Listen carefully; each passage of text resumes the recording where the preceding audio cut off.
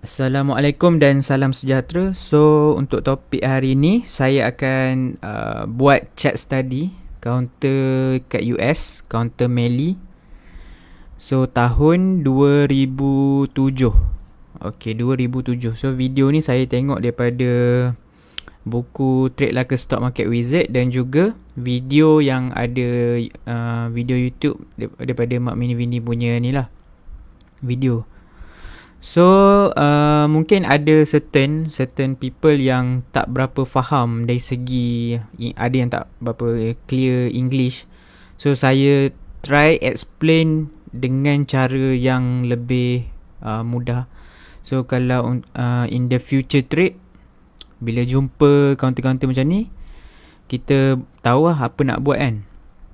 So chart ni kita kena always study, always analysis untuk kita nampak dia punya pattern tu lah. Alright. So untuk Melly ni, dia ada IPO tahun 10 Ogos 2007. Okay, 10 Ogos 2007.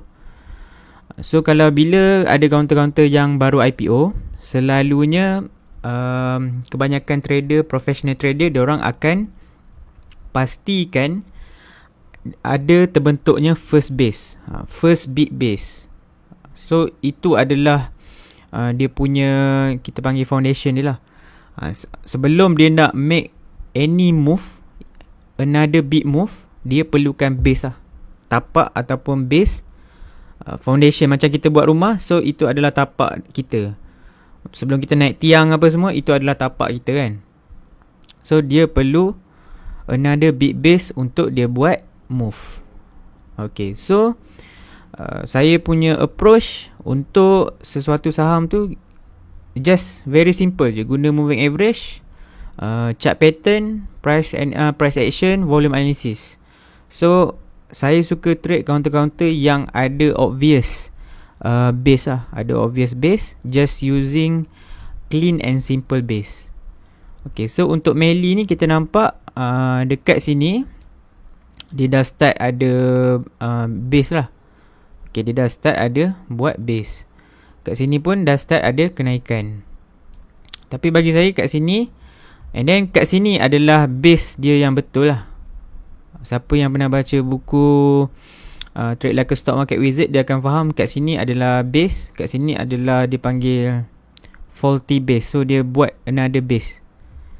Dia buat another base. So kita kira sebagai ini adalah base dia yang betul lah. Ni adalah base dia yang betul. Alright. So Melly ni menarik sebab dia ada kita lukis base lah. Kita lukis trend line.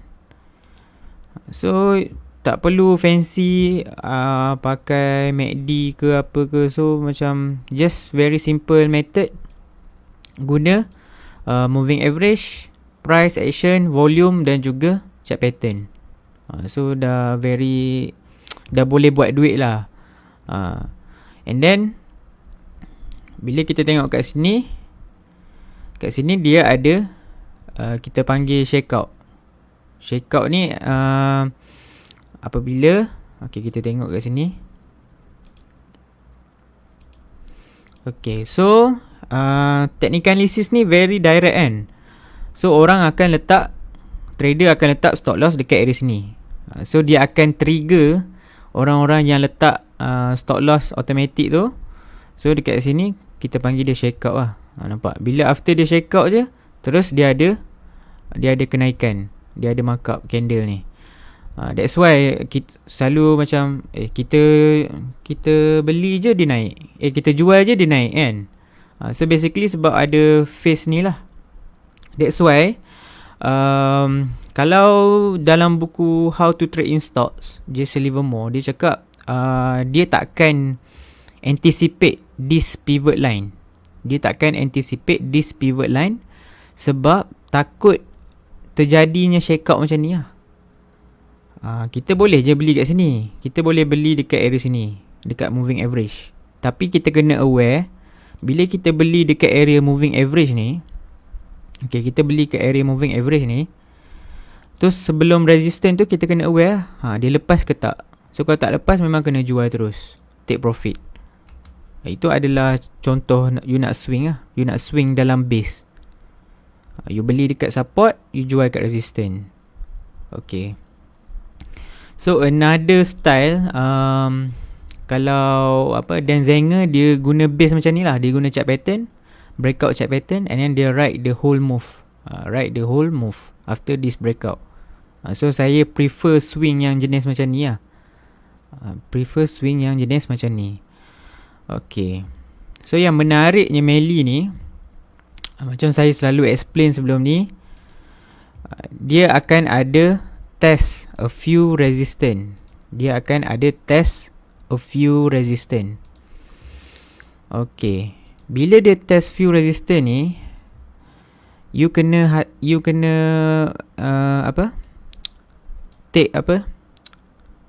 Kira kena bagi perhatian lebih bila dia test after 3 test. Ni test pertama, test kedua, test ketiga.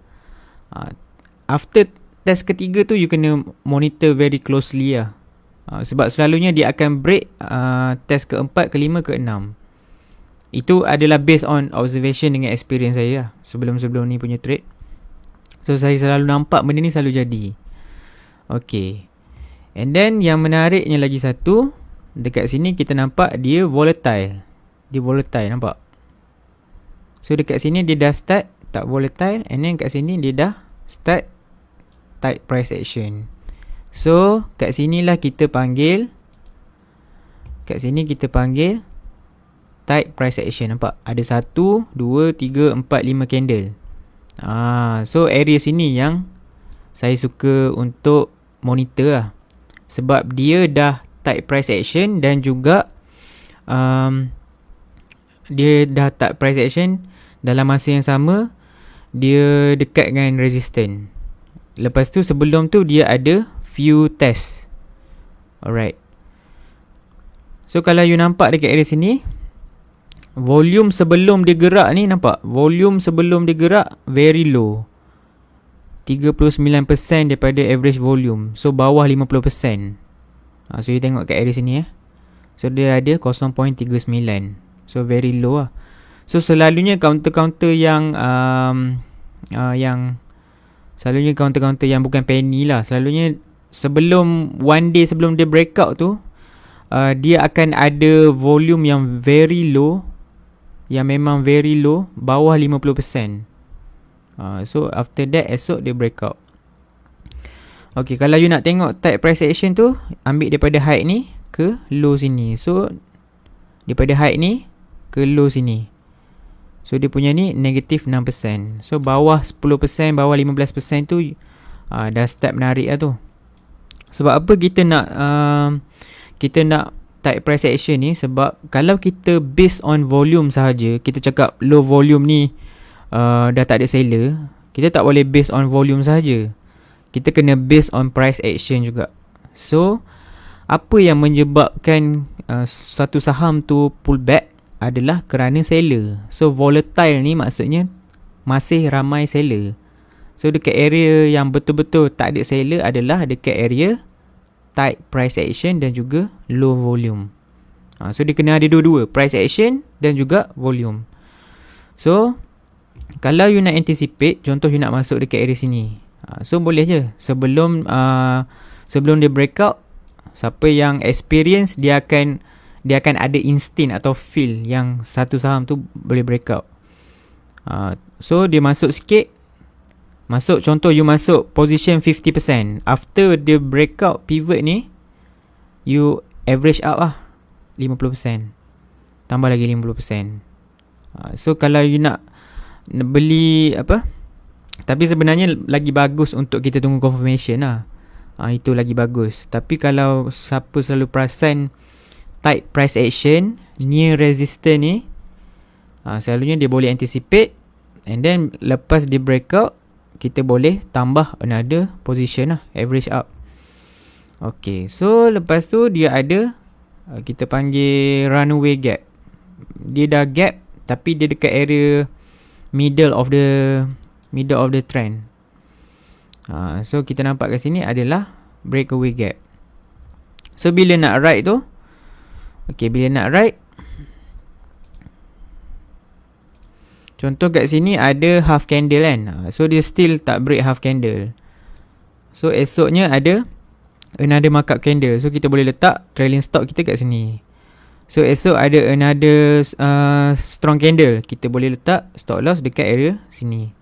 And then dia ada up gap. So kita target kita letak dekat area sini lah. Kita letak bawah sikit. Nak letak lower support gap boleh. Nak letak upper support gap pun boleh.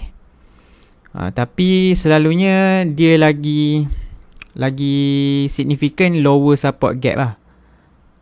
Tapi kalau kita tengok kat sini, boleh letak area sini lah. Kiranya low of consolidation area. Yang ni another consolidation area. So once dia break, nampak dia ada break kat sini kan. Another type price action macam ni. So dia ada break. So bila dia dah break, kita boleh letak trailing stop area sini. Okay. So dekat sini dia dah start ada exhaustion. Maksudnya ada candle price naik, tapi dia ada upper tail ataupun tone check kita panggil. Ada upper tail and then volume very big. So maksudnya bila macam ni, ini adalah warning sign. Dia tak semestinya you kena jual terus. Dia adalah warning sign, first warning sign lah. Okay, so next candle tengok kita ada candle hitam, tapi dia still dalam wick ni. Dia still dalam wick kan. So kita boleh tengok dulu. So bila dia dah break this one, dia dah start tak menarik lah. Okay, so kalau perasan kat sini, ada MA10 rebound kat sini. Ada rebound dekat EMA 10. So bila ada rebound dekat EMA 10, maksudnya saham ni dia respect EMA 10. The first red signal adalah dekat sini lah. Dekat sini. Bila dia break EMA 10. So kalau you rasa lambat, boleh naikkan guna EMA 5 ke. Boleh juga. So once EMA 5 warna orange kan. So bila once dia close EMA 5, so just just take profit lah. Okay, just take profit. Sebab mungkin lepas tu kalau dia dah break EMA 5, mungkin dia akan ke EMA 10. Kalau dia dah break EMA 10, dia akan ke EMA 20. Kalau lepas dia break EMA 20, mungkin dia akan ke EMA 50. So dia macam tu je urutan dia. So you have to practice, buat banyak kali. And then tak perlu rushing lah. Kita nak buat ni untuk lama kan, untuk kita set up kita punya retirement fund. So nak buat 20-30 tahun. So just take time, practice, and then so saya harap semua boleh buat lah, and then faham sikit-sikit dari segi chart study Melly tahun 2007. So itu saja untuk perkongsian saya hari ini. That's all from me. Thank you so much. Assalamualaikum.